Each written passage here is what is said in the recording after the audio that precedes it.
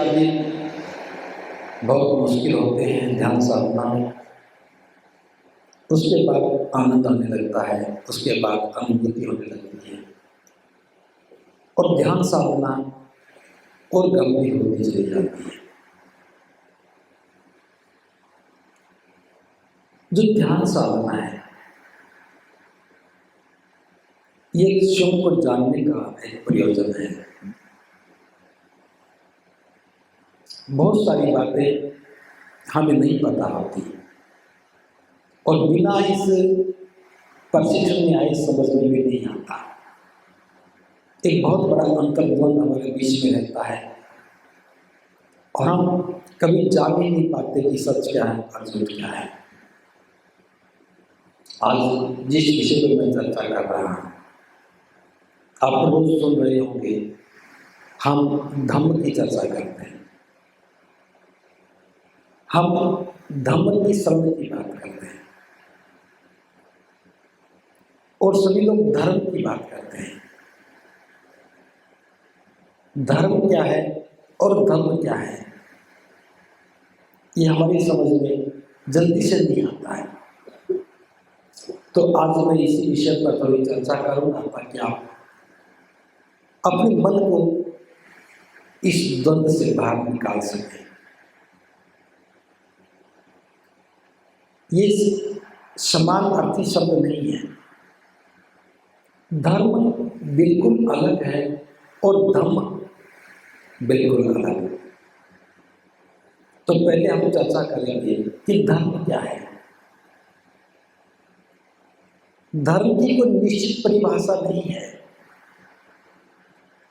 कोई नहीं कह सकता कि इस काम को करने से धर्म होता है, ये कोई परिभाषा है। समय के साथ साथ धर्म की परिभाषाएं बदलती चली गई। एक सामान्य रूप से लोग ये मानते हैं कि जैसे जो धारण करने वाली बातें हैं, जो धारण करने योग्य है वो धर्म है। लेकिन ये परिभाषा पूरी नहीं है, ये अवधारणा भी कोई अंतिम नहीं है। शुरू में जब सभ्यता का ज्यादा विकास नहीं हुआ था उस समय आदमी के सामने कुछ ऐसी घटनाएं होती थी जिनके बारे में उसे नहीं पता था। जैसे बादलों की गड़गड़ाहट होती, बिजली का चमकना, ओले गिरना, ये कुछ ऐसी घटनाएं थी जो आदमी की समझ से परे थी। इन घटनाओं से व्यक्ति भयभीत हो जाता था, डरने लगता था।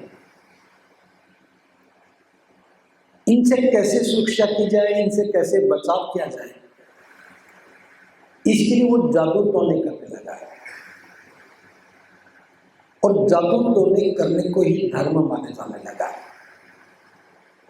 जो धर्म की पहली अवस्था थी कि जो जादू टोना है इन प्राकृतिक आपदाओं से बचने के लिए, वही धर्म है। थोड़े समय के बाद इसमें थोड़ा बदलाव हुआ है और बदलाव क्या हुआ, इसमें कर्मकांड आ गए, यज्ञ और बलि आ गए,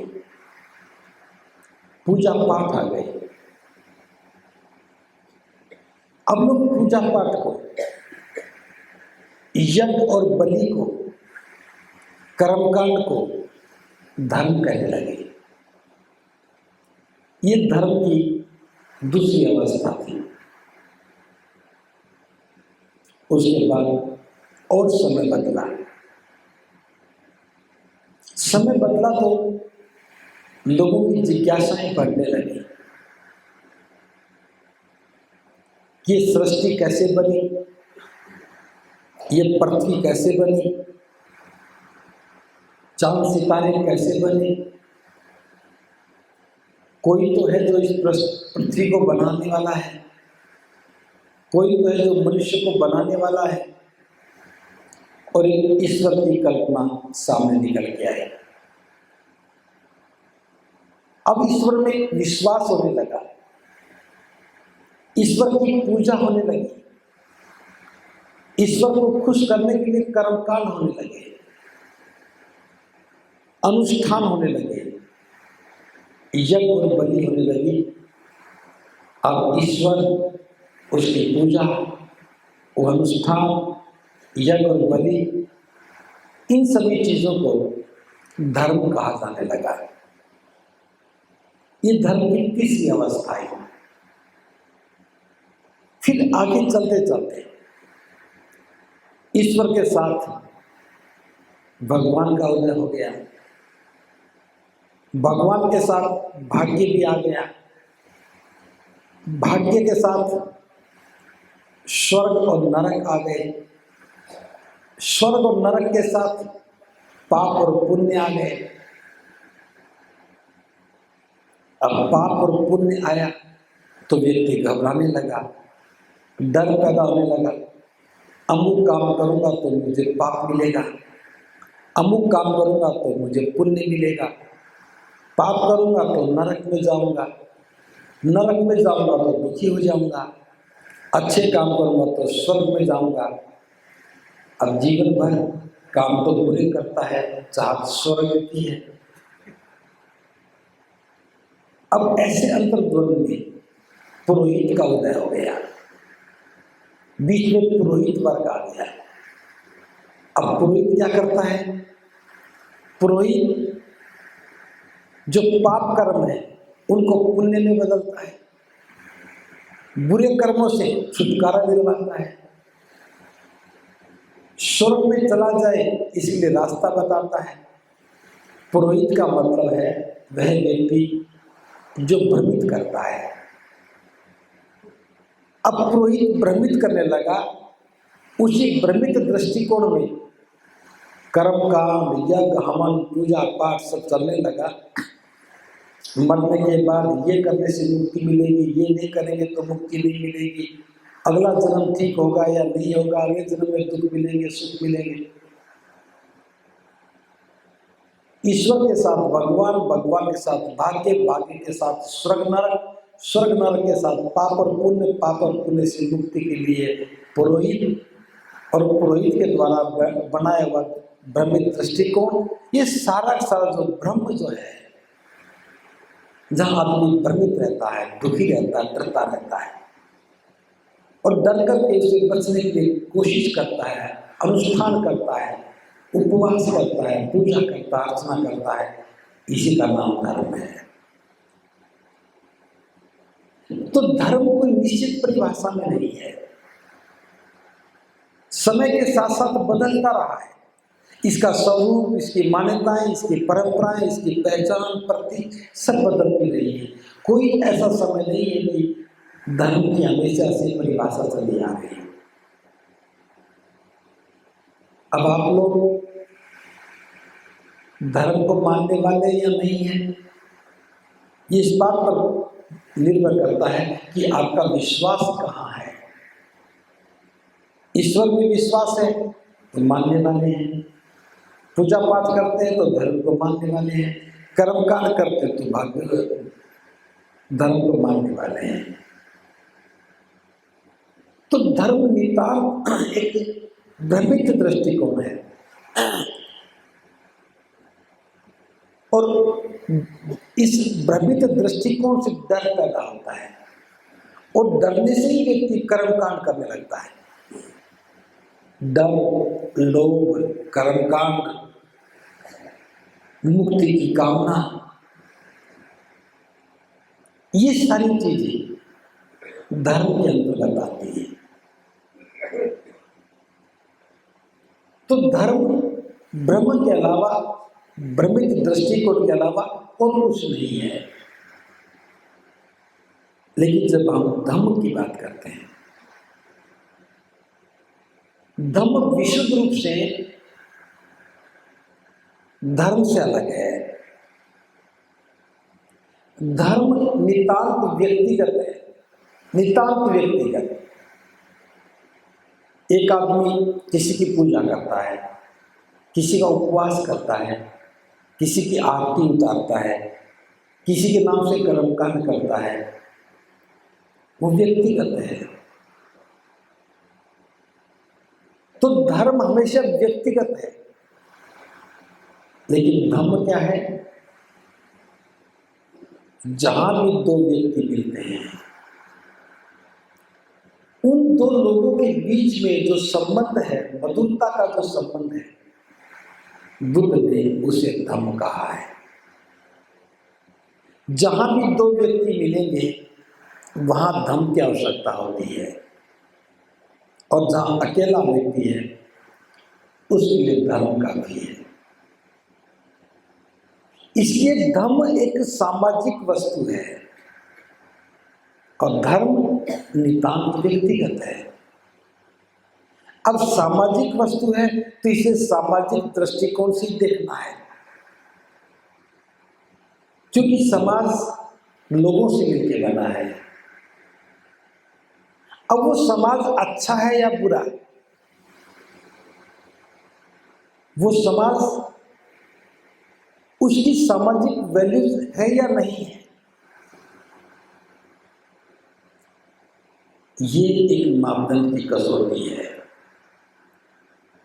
जहां कुछ लोग रहते हो, अगर उनके संबंध मधुरता के साथ हैं, सुंदरता के साथ हैं, अच्छे संबंध हैं, तो इस सुख का आधार हो गया। अगर संबंध अच्छे नहीं है तो दुख का आधार हो गया। जो दुख का आधार है, जहां से दुख आता है, वो धम्म नहीं हो सकता। इसलिए जहां धम्म है वहां सुख होगा ही होगा। इसको इस बात से समझें कि दुनिया में जितने भी धर्म हैं, प्रत्येक धर्म का कोई न कोई केंद्र है, और सब धर्मों का अपना एक केंद्र है। जैसे अगर हम इस्लाम की बात करें, इस्लाम में खुदा है, अल्लाह है, वो धर्म का सर्वोच्च है। जो भी बात कही जाएगी खुदा को ध्यान में रख कर के, खुदा को केंद्र में रख के कही जाएगी कि जो करने वाला वो खुदा है, जो देने वाला वो खुदा है, दुख देगा तो खुदा, सुख देगा तो खुदा, उसके बिना कुछ नहीं होता है। क्योंकि इस्लाम का केंद्र खुदा है। अगर मैं ईसाइयत की बात करूं, उसमें परमेश्वर है, जो कुछ करेगा वो परमेश्वर करेगा, जो देगा वो परमेश्वर देगा, न्याय करेगा तो परमेश्वर करेगा, क्योंकि उनका केंद्र ही परमेश्वर है। अगर सिखिज्म की बात करें, उनका केंद्र वाहिगुरु है। अब जो करेगा वो वाहिगुरु ही करेगा। हिंदुओं की बात करें, उनका केंद्र ईश्वर है। ईश्वर की मर्जी के बिना तो पत्ता भी नहीं हिलता है। अगला जन्म भी होगा तो ईश्वर से होगा, नहीं होगा तो भी उसी से होगा। सुख आएगा तो उससे आएगा, दुख आएगा तो उससे आएगा। तो प्रत्येक धर्म का केंद्र, सर्वोच्च सत्ता जो है वो ऊपर है, दूर है। इसलिए व्यक्ति डरता है, क्योंकि वो सर्वोच्च सत्ता से बहुत दूर है। लेकिन बुद्ध ने क्या कहा? बुद्ध ने कहा कि मेरे धम्म का केंद्र मनुष्य है। बुद्ध ने ये नहीं कहा कि मैं केंद्र हूं, बुद्ध ने ये नहीं कहा कि मैं सर्वोच्च हूं, मैं सुपर पावर हूं। बुद्ध ने कहा कि मैं एक सामान्य व्यक्ति की तरह से हूं, लेकिन जो मार्ग मैंने दिया है वो कल्याणकारी है। मनुष्य के कल्याण के लिए, इस जगत के कल्याण के लिए। इसलिए बुद्ध ने जो कहा वो मनुष्य को केंद्र में रख करके कहा। इसे बुद्ध कहते हैं कि मेरे धम्म का केंद्र मनुष्य है, और मनुष्य है तो एक मनुष्य का दूसरे मनुष्य के साथ अच्छे संबंध का होना नितांत आवश्यक है, क्योंकि धम्म संबंध से बनता है। दो लोगों के बीच का संबंध अच्छा है तो धम्म है, बुरा है तो अधम्म है। अच्छा है तो सधम्म है, बुरा है तो अधम है। हम जो यहां बैठे हैं ये अच्छे संबंध के कारण ही बैठे हैं। अगर संबंध बुरे होते तो रोज झगड़े होते। संबंध अच्छे हैं तभी धम दिखता है, संबंध बुरे होंगे तो झगड़े शुरू हो जाएंगे। इसलिए बुद्ध के धम्म का केंद्र मनुष्य है, और एक मनुष्य का दूसरे मनुष्य के साथ अच्छे संबंध का होना नितांत आवश्यक है। तो ये सारी साधना है, ये इस बात के लिए है ताकि हमें समझ में आ जाए कि एक मनुष्य का दूसरे मनुष्य के साथ अच्छा संबंध होना चाहिए। अब सुबह मैंने चर्चा की कि मुदिता के साथ जीना चाहिए, प्रत्येक कार्य मुदिता में करना चाहिए। मुदिता का मतलब है इंटरनल हैप्पीनेस, अंदर से खुश होनी चाहिए। अंदर से खुश कब होगा? जब व्यक्ति निर्भय होगा, निर्लोभ होगा। निर्भय होगा, निर्लोभ होगा। निर्भय निर्लोभ कब होगा? जब उसके मन में ईर्ष्या नहीं होगी, द्वेष नहीं होगा, वासना नहीं होगी। जब तक मन में द्वेष रहेगा व्यक्ति भयभीत रहेगा। जब तक मन में वासनाएं होंगी व्यक्ति भयभीत रहेगा। जब तक मन में लोभ रहेगा व्यक्ति भयभीत रहेगा, और जहां भय है वहां संबंध अच्छे नहीं हो सकते। इसलिए अच्छे संबंध को ही धम्म कहा। धम्म की बड़ी स्पष्ट अवधारणा है, बिल्कुल अलग है, धर्म से अलग है। धर्म के बारे में, धम्म के बारे में तीन बातें बहुत महत्वपूर्ण है।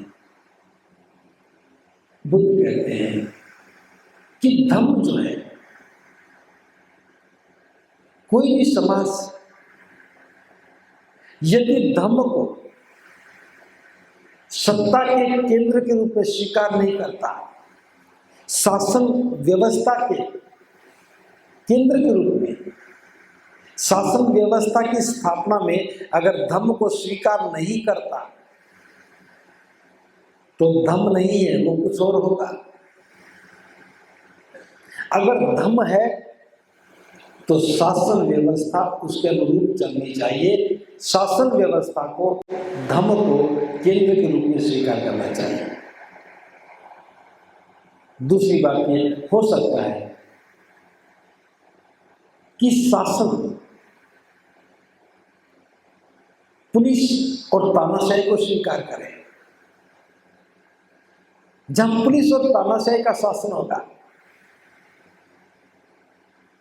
वहां अराजकता के अलावा कुछ नहीं होगा। जहां पुलिस का शासन होता है, जहां मिलिट्री का शासन होता है, वहां तानाशाही होती है, और जहां तानाशाही है वहां डर रहता है, वहां कोई सुरक्षित नहीं रहता है, वहां संशय बना रहता है। और जहां संशय है, जहां डर है, जहां असुरक्षा की भावना है, वहां अराजकता के अलावा कुछ नहीं होती। और जहां अराजकता है वहां सुख कहां? देखिए, जो तीसरी बात है कि समाज धम्म को धम्म और न्याय के रूप में स्वीकार करे। शासन व्यवस्था में धर्म को एक न्याय के रूप में स्वीकार करना चाहिए। अगर ऐसा होता है तो धर्म की प्रासंगिकता नजर आती है, उपयोगिता नजर आती है। इसलिए सामाजिक संरचना के निर्माण में धर्म का बहुत बड़ा योगदान है। अगर समाज को अच्छा बनाना है तो धर्म को मूल्यों के रूप में स्थापित करना होगा। अगर धर्म मूल्यों में आता है तब समाज श्रेष्ठ बनता है। जैसे कोई आदमी कितना भी धार्मिक हो जाए, कितने ही अनुष्ठान कर ले, कितने भंडारे लगवा ले, कितनी तीर्थ यात्राएं कर ले, क्या सामाजिक निर्माण में उसका कोई योगदान हो सकता है? बहुत पूजा कर रहा, जागरण कर रहा, दिन रात जागरण करता रहता है और डरता रहता है कभी मैं नरक में न चला जाऊं, कभी मेरे अकुशल कर्मों से मैं नरक में ना चला जाऊं। अब नरक से बचने के लिए वो कर्मकांड करता है, कर्मकांड करता तो फिर भी डरता है, क्योंकि कर्मकांड कौन करवाता है? कर्मकांड पुरोहित करवाता है। पुरोहित करवाता है, वो डराता है, डराता है तभी तो पैसे मिलते हैं। लेकिन धर्म क्या है? धर्म में पुरोहित नहीं है, धर्म में मूल्य है। जैसे बुद्ध ने कहा, एक श्रेष्ठ व्यक्ति की पहचान क्या है?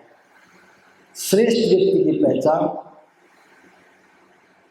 उसके मापदंड है, वो 5 मापदंड है। जो व्यक्ति 5 शीलों का पालन करता है वो श्रेष्ठ है, जो पालन नहीं करता वो अश्रेष्ठ है। 5 शील कौन से हैं? मैं प्राणी हिंसा नहीं करूंगा, दूसरे की वस्तु की चोरी नहीं करूंगा, काम वासना से, दुराचार अनाचार से दूर रहूंगा, कभी झूठ नहीं बोलूंगा, चुगली नहीं करूंगा, निंदा नहीं करूंगा और किसी प्रकार का नशा नहीं करूंगा। अब ये 5 बातें जो भी व्यक्ति जीवन में उतार लेता है उसका जीवन सुखी हो जाता है। ये व्यक्तिगत हो गया। एक व्यक्ति श्रेष्ठ बन गया अगर वो 5 बातों को मूल्य के रूप में स्वीकार करता है। अगर समाज ही इस मूल्य को स्वीकार कर ले तो समाज भी श्रेष्ठ हो गया। ये सारा जो संघ बैठा है, हम एक ही छत के नीचे बैठे हैं, एक साथ रह रहे हैं। आज 5 दिन बीत गए, पहला दिन हम गिन नहीं रहे हैं, फिर 5 दिन हो गए। क्या कोई डर लगा? क्या कोई असुरक्षा की भावना आई? नहीं आई। क्यों नहीं आई? क्योंकि आए थे उसी दिन, उसके अगले दिन चिवर पहनने के बाद 10 शील ग्रहण किए, वो 10 मापदंड ग्रहण किए। जो उपासक उपासिकाओं ने अनागारी का संकल्प लिया है उन्होंने 8 शील ग्रहण किए। ये शील मोरालिटी है, नैतिकता है, ये सदाचरण सिखाते हैं और हम सदाचरण के फ्रेम में बंधे हैं, शीलवान बने हैं। 10 दिन के लिए कठोरता के साथ शीलों का पालन कर रहे हैं। ये हमारी वैल्यूज है, मापदंड है। तो धर्म मापदंड देता है, एक व्यक्ति के रूप में, एक समाज के रूप में। और जिस व्यक्ति में ये मापदंड स्थापित हो गए वो धर्म का व्यक्ति हो गया और धार्मिक व्यक्ति हो गया। धर्म मापदंड नहीं देता। आप किसी की भी स्तुति करें, किसी की पूजा करें, किसी के लिए भंडारे करें, किसी की बलि करें, मापदंड नहीं है वहां कोई। आप सारे तीर्थ यात्रा कर लेंगे तो कोई भी मापदंड नहीं है। और बुद्ध क्या कहते हैं? आप बोध गया भी ना जाओ, अब कुशीनारा भी नहीं गए, सावथी भी नहीं गए, लुम्बिनी भी नहीं गए, एक भी तीर्थ नहीं किया। बुद्धिज्म में कोई तीर्थ नहीं होता। अगर 5 बातों को मानते हैं, 5 चीजों का आचरण उतारते हैं, तब श्रेष्ठ हो गए। अब यहां श्रेष्ठता की पहचान व्यक्ति के मापदंड है, कर्मकांड नहीं है। ये बात समझ में आई? क्या है? मापदंड है। तो धम्म मापदंड देता है श्रेष्ठ जीवन के लिए, सुंदर जीवन के लिए। तो ये प्रशिक्षण हमारे मन में उन मापदंडों को स्थापित करने का ही प्रयोजन है कि हम गलत अवधारणाओं से बाहर निकल करके अच्छी अवधारणाओं को स्वीकार करें। और धम्म महत्वपूर्ण क्यों है? क्योंकि धम्म के 2 आधार स्तंभ हैं। क्या है? 2 आधार स्तंभ हैं। पहला आधार है प्रज्ञा का और दूसरा है करुणा। प्रज्ञा क्या है? प्रज्ञा का मतलब है अज्ञानता का नाश होना, अविद्या का नाश होना। तो धम्म की पहली कंडीशन हो गई है कि धम्म में प्रवेश करना है तो अज्ञानता का नाश होना चाहिए। धर्म की ऐसी कोई कंडीशन नहीं है। अगर पुरोहित ने कहा कि गंगा स्नान कर लो, मुक्ति मिल जाएगी, आदमी गंगा स्नान में लग जाता है। 1 बार करेगा, 2 बार करेगा, 10 बार करेगा, मुक्ति मिल जाएगी, गंगा स्नान कर लो। वो 100 बार भी गंगा स्नान कर ले, क्या झूठ बोलना छूट जाएगा? चोरी करना छूट जाएगा? हिंसा करना छूट जाएगा?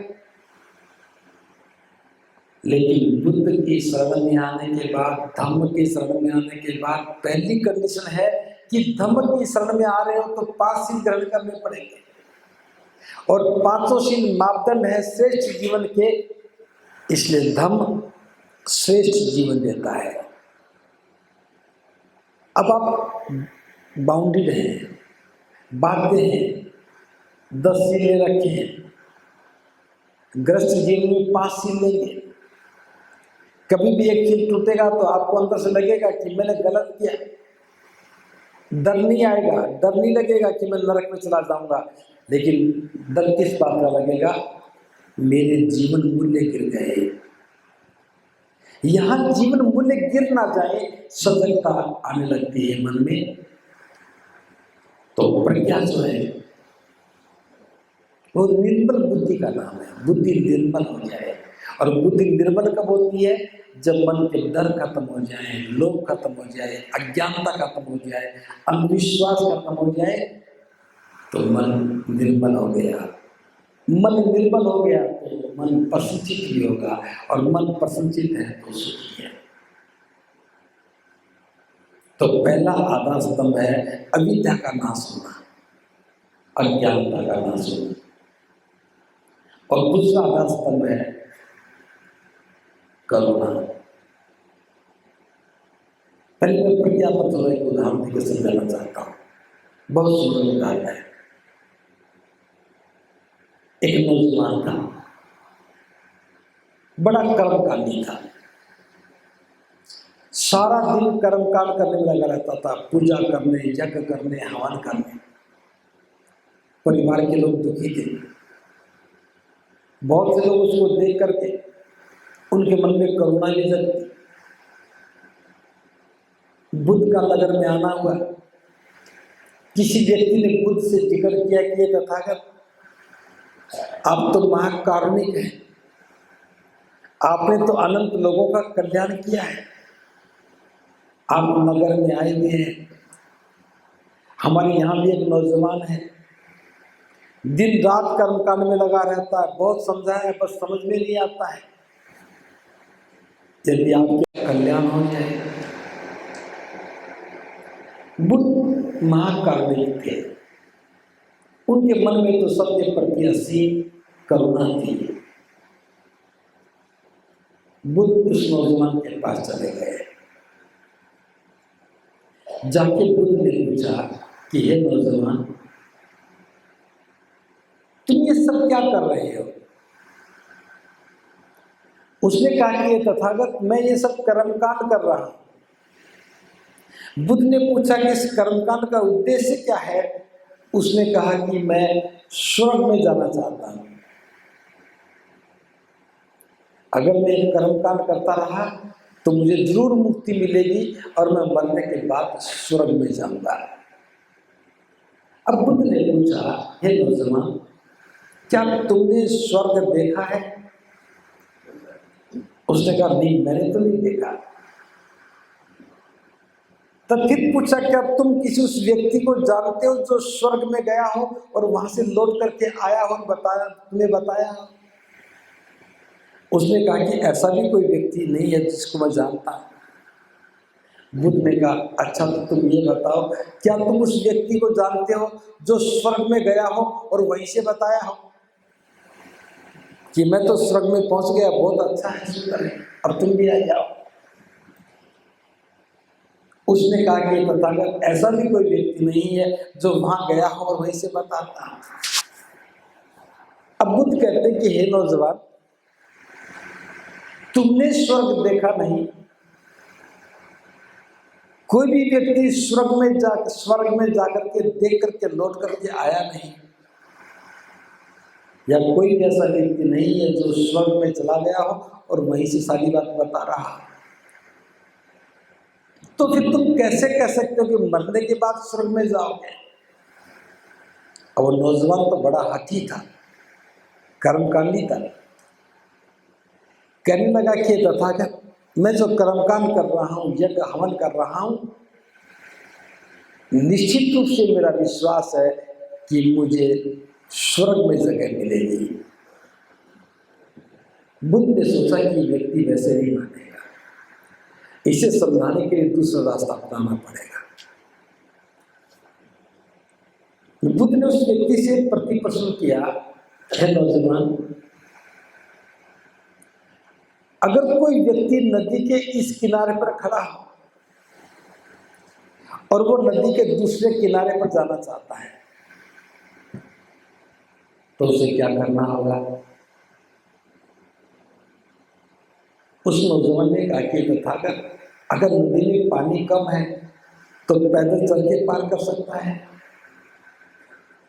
अगर पानी ज्यादा है तो तैर करके जाएगा, या फिर किसी किश्ती या नाव का सहारा लेकर के नदी पार करेगा।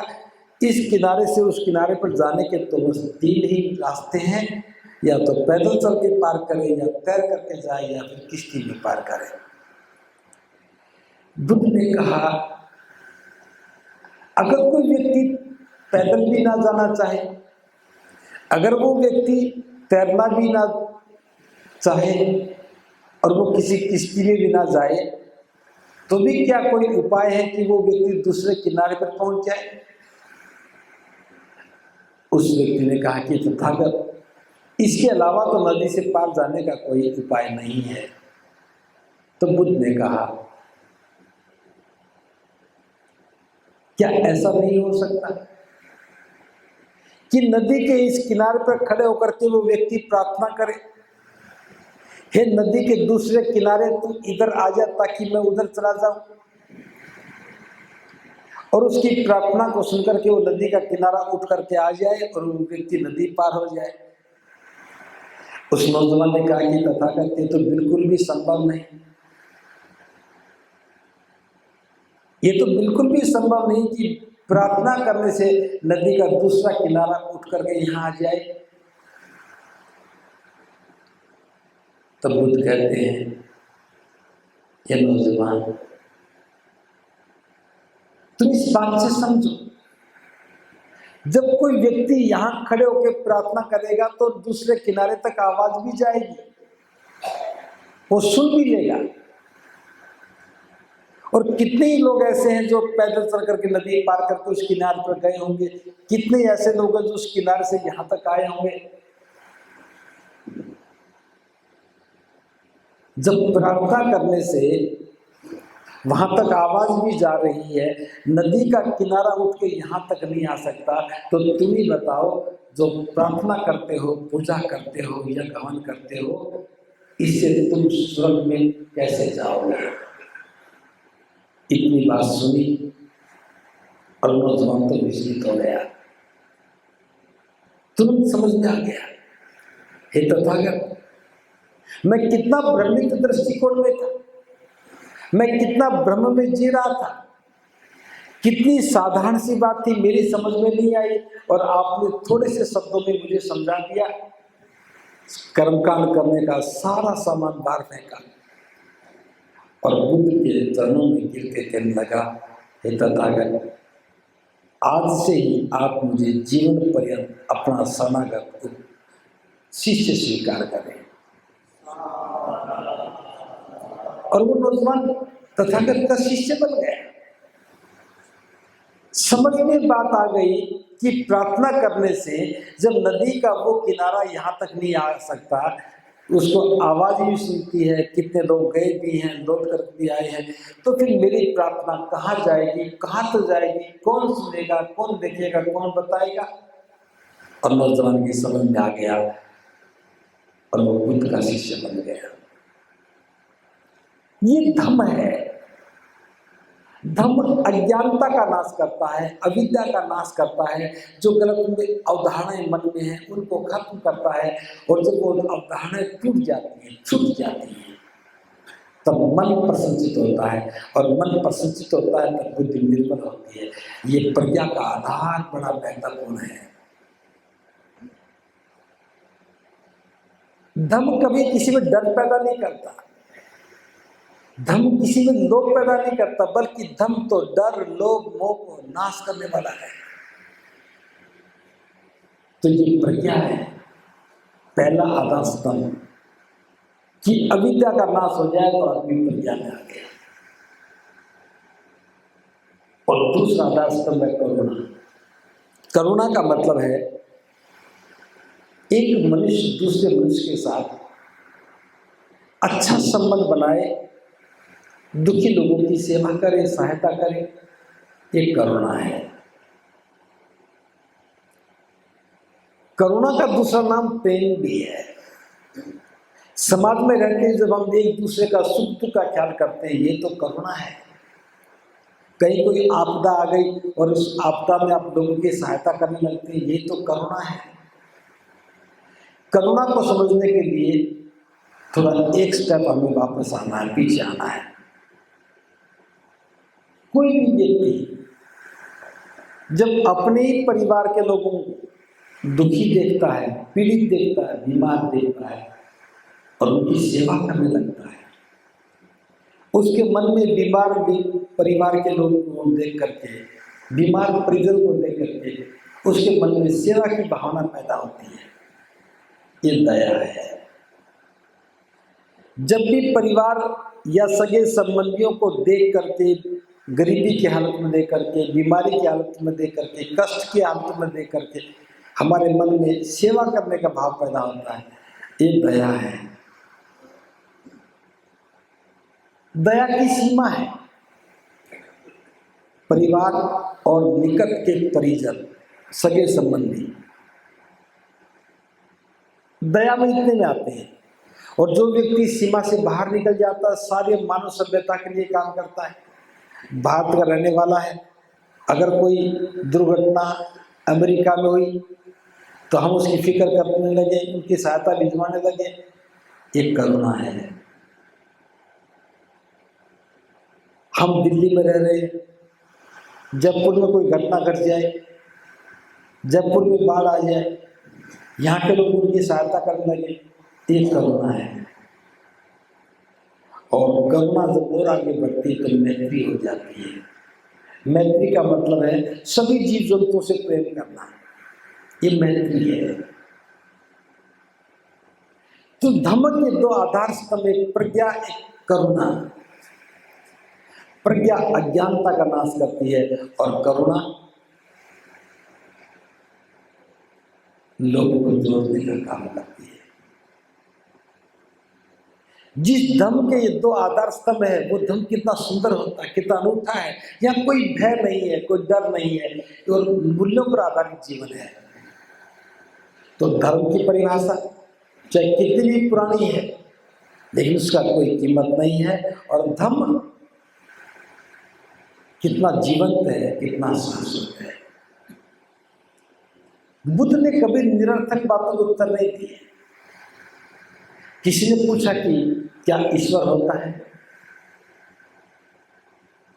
क्या आत्मा होती है,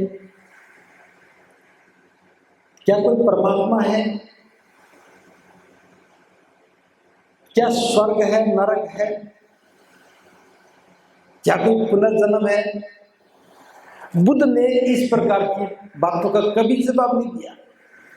किसी ने पूछा कि धरती कैसे बनी, ये सृष्टि कैसे बनी, ये मनुष्य कैसे बने, कौन धरती को चलाता है, कौन दिन करता है, कौन रात पैदा करता है, किसने सूर्य को बनाया, किसने चंद्रमा को बनाया, किसने पृथ्वी को बनाया? बुद्ध इसका कोई उत्तर नहीं देते। प्रश्न यह नहीं है कि बुद्ध जानते नहीं है।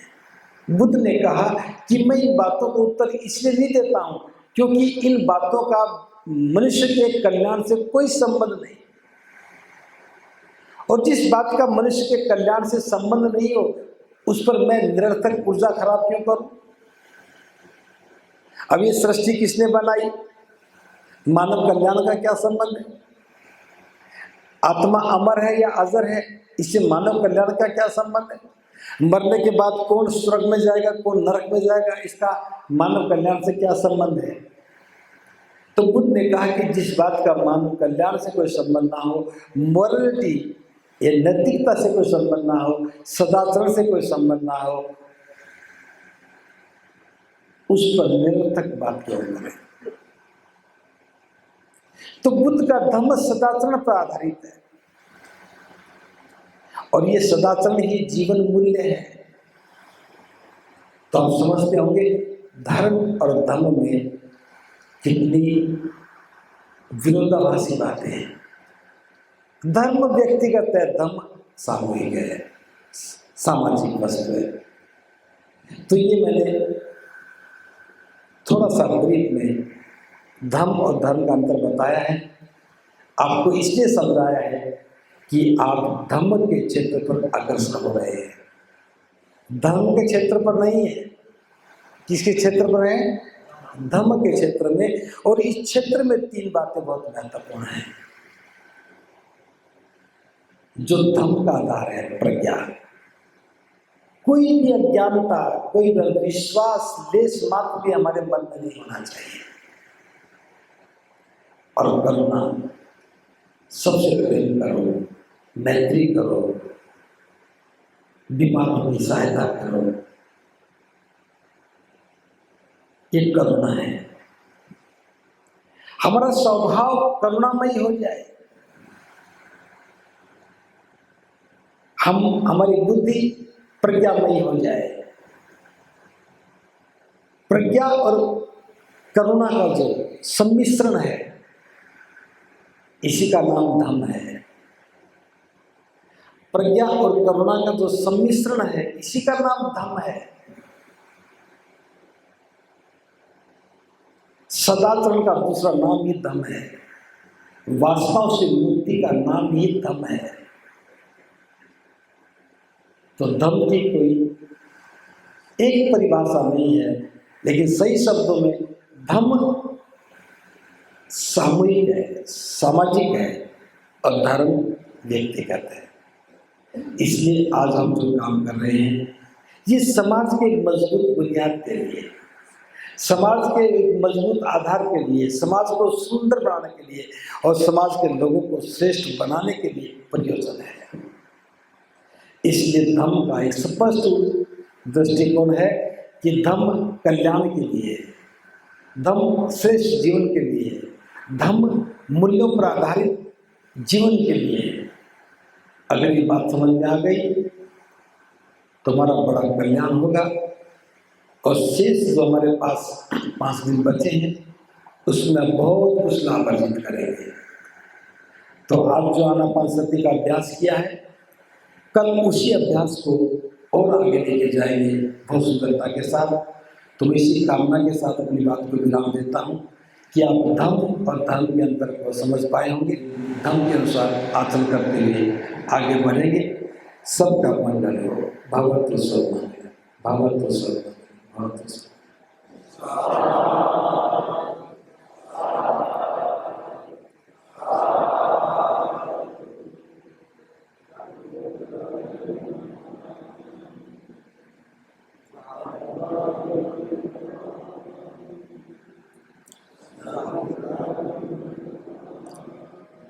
सबका भला हो, सबका भला हो, सबका